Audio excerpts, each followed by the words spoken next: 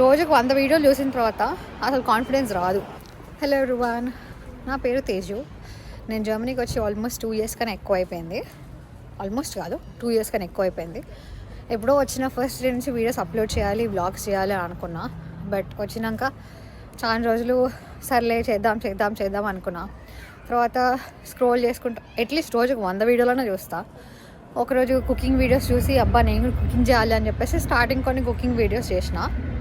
ఆ తర్వాత కుకింగ్ అమ్మ నా వాళ్ళకి కాదేమో, నేను అందరిలాగా యాసిడిక్గా షూట్ చేస్తాను కావచ్చు అనుకొని అవి మానేసి అన్నీ ఆర్కైవ్ చేసి పెట్టేసిన.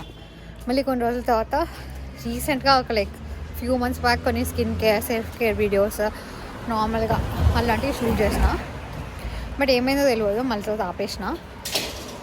ఎందుకంటే రోజుకు 100 వీడియోలు చూసిన తర్వాత అసలు కాన్ఫిడెన్స్ రాదు.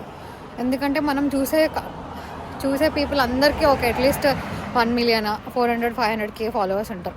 మనకా ఎవరు ఉండరు. వాళ్ళలాగా చూసి కంపేర్ చేసుకొని ఇట్లుంటే బాగుంటుంది వీడియోస్, అట్లుంటే బాగుంటుంది అని అనిపిస్తుంది. కాబట్టి మొత్తానికి వీడియో అయితే పెట్టకుండా అయిపోతుంది.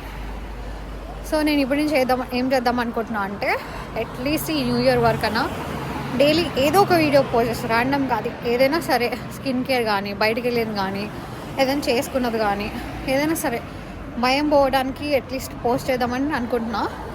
చూద్దాం ఎట్లయితుందో.